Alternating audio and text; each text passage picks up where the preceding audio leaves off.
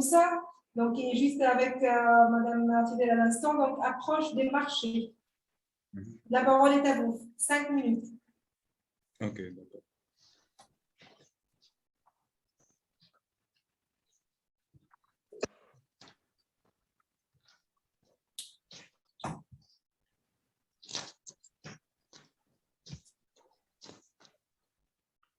Alors, bonjour tout le monde, je suis Walid Ben Moussa, chargé de la coopération avec les pays africains au CEPEC.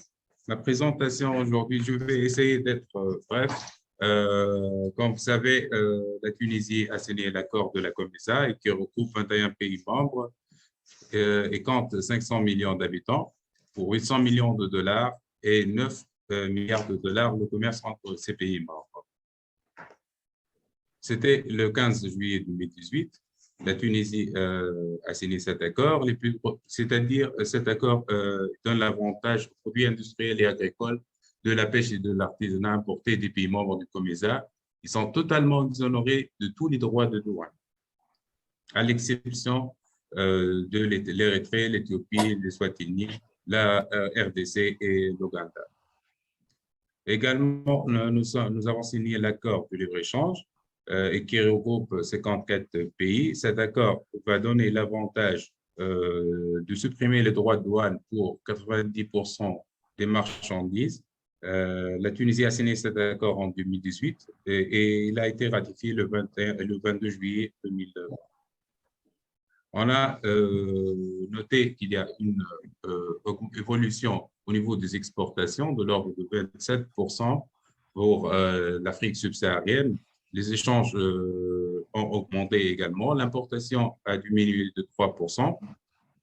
Donc, il y a un travail énorme qu'on est en train de le faire avec le CONET et les autres organismes d'appui et que nous sommes en train de récolter le fruit de ce travail-là. Les exportations, c'est principalement, on exporte vers la Côte d'Ivoire, le Sénégal, le Cameroun. Ces trois marchés sont les principaux. Il y a d'autres marchés comme la Guinée, Burkina, Gabon. C'est généralement, c'est-à-dire l'Afrique de l'Ouest. Pour l'importation, on importe principalement du Ghana, Kenya, Seychelles. Le potentiel inexploité, il est de l'ordre de 350 millions de dollars en Afrique subsaharienne. Principalement, reste toujours l'Afrique de l'Ouest en tête de liste. Ensuite, on trouve l'Afrique centrale avec 14%, l'Afrique de l'Est 21% et l'Afrique australe 9%.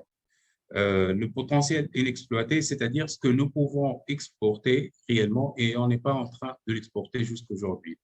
Il était de 400 millions de dollars avant la crise sanitaire. On a épuisé presque 50 millions de dollars.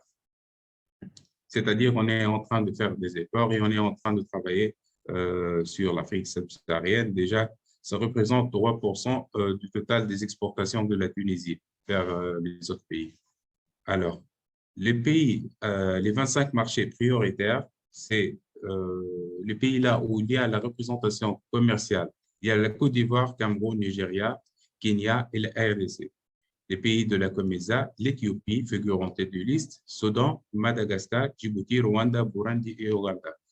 Ces pays-là, ils ont un fort potentiel d'exportation. Donc, on peut exporter, si on travaille comme il faut sur ces pays, on peut trouver des débouchés commerciaux et on peut exporter nos produits.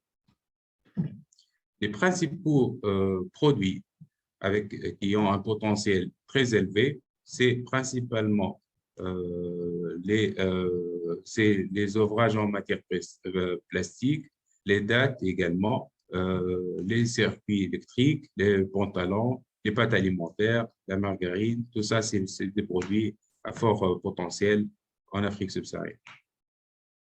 Merci pour votre attention. Je vous rappeler qu'on a programmé des actions en Afrique subsaharienne. C'est principalement, on va organiser le Tunisia Africa Business Meetings. C'est sa deuxième édition. On va également organiser un forum économique et des rencontres d'affaires au Kenya et en Tanzanie. Merci pour votre attention.